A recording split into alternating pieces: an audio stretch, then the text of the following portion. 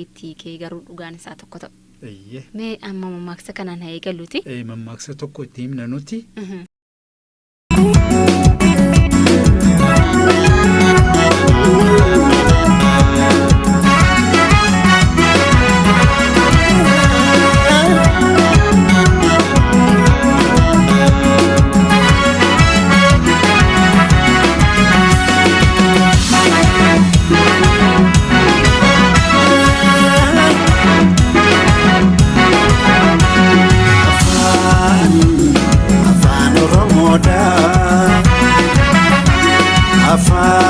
Afaan Oromoodha. Awwaala muudite giddisaa jumaadha.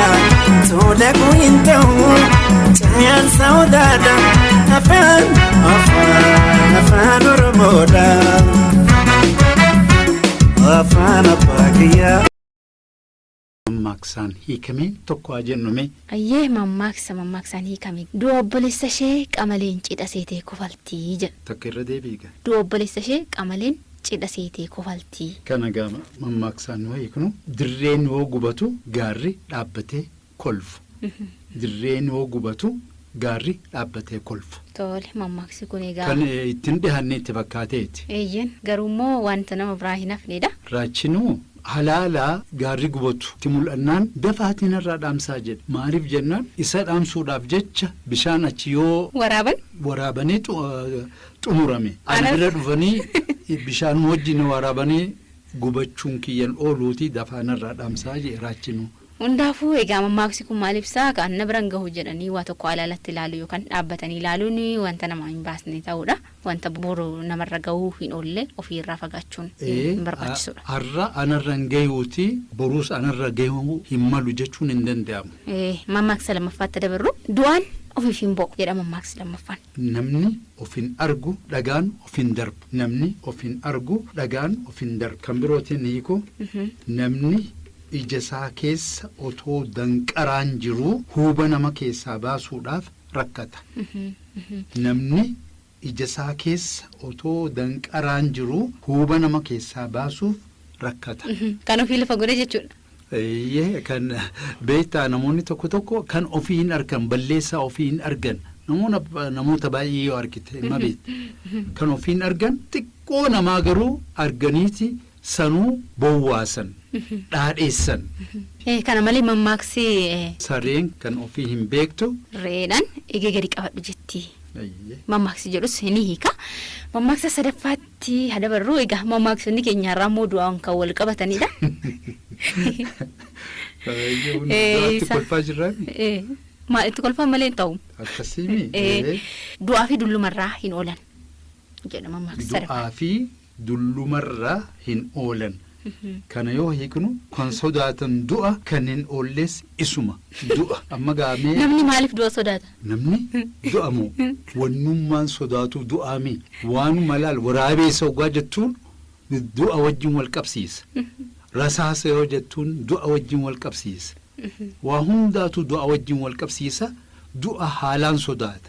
Garuu wanni si ajaa'ibsiisaa dulluma jibba. Egaa du'a sodaatte dulloomuun kee wayii oola. Akkamitti wanna kana wal simsiisuun danda'ama. Egaa hundaafuu mammaaksichi egaa waan irraan oolle sodaatanis namaan hafuudha kan agarsiisu.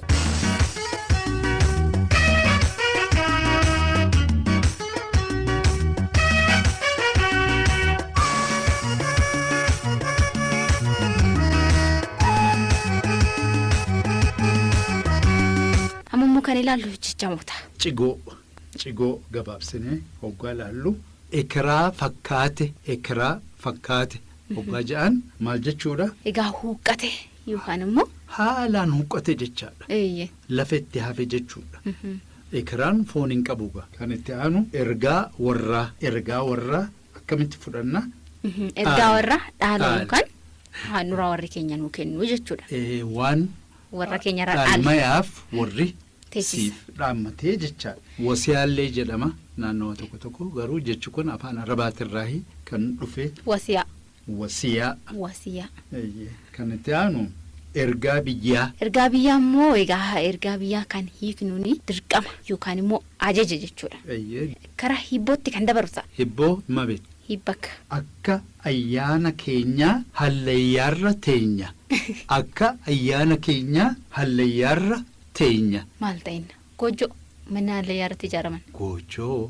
Goojjoon hallayyaarra jiraata. Muka ta'inna. Mukniinis wayii hallayyaarra jiraata. Ani hin beekne gaa deebisaa maal ta'inna dammaasi qabe. Damma qabdee hayyeessin arrabsu garuu sumarra jira hin argitu malee ati fageessitee kan na argitu ana faadha muka sun faadha malee garuu suma bira jira wanni kun. Maal ta'inna. Harma. Waan salphaadha. Kana caalaa qarree maaltu jira? Halleeyyaan maaltu jira kana caalaa? Otoo namni sirriin deema ta'ee kufeetu iyyuu hin caccaba. Ijaanuu ilaalee jira caccaba. Ani sin gaafadhu kettaan. Hayyee ati na gaafadhu. Hibboo. Hibib. Bishaaniin hojjetama bishaan lagata. Mee irra deebi. Bishaaniin hojjetama bishaan lagata. Akkamittiin wallaala kana? Mee naa deebis. Utuu barammaa teknooloojiin waa baay'ee hin fidin kun beekamaadha Oromoo biratti gumbiidha. Argattee jirta. Arraba jalaas baqatteetta. Amma immoo si na gaafadhu. Hibboo. Hibbakka. Jibittii xiqqoo gaafaan boontu siifin irra deebiidha. Jibittii xiqqoo gaafaan boontu. Jabbii gaafa qabdu. Jabbiin gaafa qabdu. Gaafa maal qabdi jabbiin? Maal tokko tokko umurii xixiqqaatti hin baasanii? Kun waa yeroo hundumaa haala wal fakkaatuuni. Kan yeroo tokko yeroo kaan jennuu miti. Qoreedha. Qoree akkam? Qoree keessaas qoreen baay'eedha. Akaakuudhaan argadhu. Qoreen gaafaan boontu lafa teessee qummuuxxoo. Eeyyee argatti. Qummuuxxoo. Amma ijoolleen amma qummuuxxoo ni beekan yoo ijoollee baadiyyaa taate malee. Egaa qummuuxxoon naannoo dirree kubbaa fa'aa irratti baay'inaan kan biqiltu naannoo birraa abaaboo wayii fakkaatteetti biqilti sanaan booddee abaaboo sun immoo gara qoree sanitti jijjiirama firii ta'a jechaadha. Firii sun innaa goggogaa adeeme. Qoree baafataa deemaa qoreen sun. Garsa dihiin moo akkanaan qabdi? Gara baay'eetiin qabdi. Keessaa dirree miliqxu. Tokkos. Naa keessaa naannoo dirree kubbaa miilaa fa'aarratti ijoolleen arganii beekuun danda'an qummuuxxoodha. Egaa kutaan lammaffaa qophii keenyaa kana fakkaataa qopheessuun isin dhiyeessuudhaan ani Mabitta Shomee fi Ibrahim Haji Ali Boruuti. Hamma torbanitti nagaa isinii dhaamneerra. Afaan Oromoodhaa. Afaan Oromoodhaa. Awwaala muudite itti saachimadhaa tola kuinta'u caayaan saawdaadha. Afaan Oromoodhaa. Afaan abbaa kiyyaa afaan aadaatiyyaa afaan Oromiyaa. Abaa jaataasaa jennee afaanuma keenyaan katabnee dubbifna afaan Oromootiin barannee guutanna. Afaan fiicamsanii aadaa fi dagaagsuun barruu fi jechuutaan walaloon gabbisuun geerarraa makuusan walii yaadachiisuun yoom dhaabbatu dhalootaaf dabarsuun geerarraa makuusan walii yaadachiisuun yoom dhaabbatu dhalootaaf dabarsuun.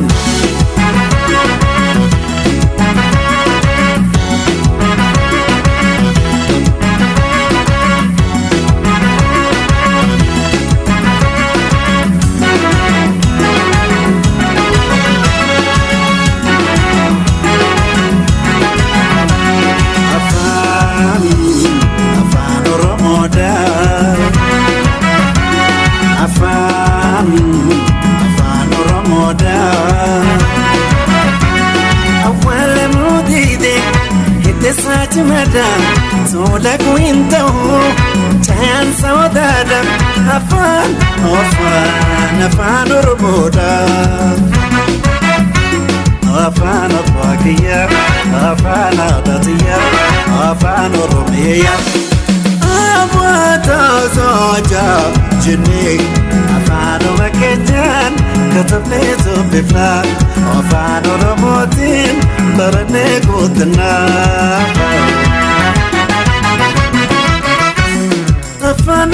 Lisa Saroka hidati Lobotan nengabu ya galanati Botia adaga Onsesa sabadi Ilmana dachu Aya hegereti Botia adaga Onsesa sabadi Ilmana basifno Ifa hegereti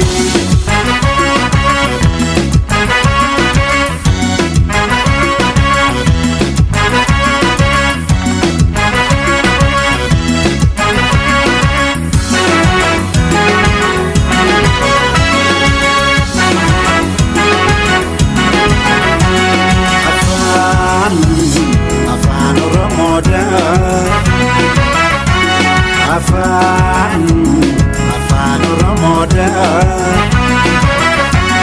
Awwaala muudide hiddesaa cimaadhaa tola hin ta'u chaansa odaadhaa Afaan Oromoodhaa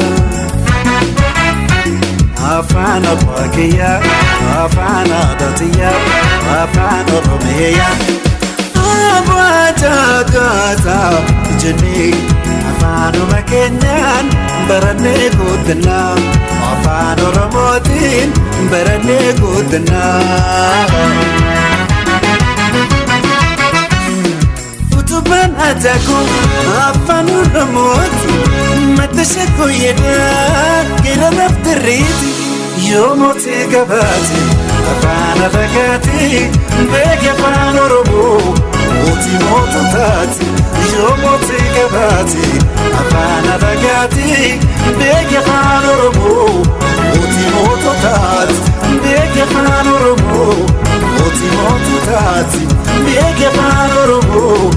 Oti moto tati, bege afana Oromo. Oti moto tati,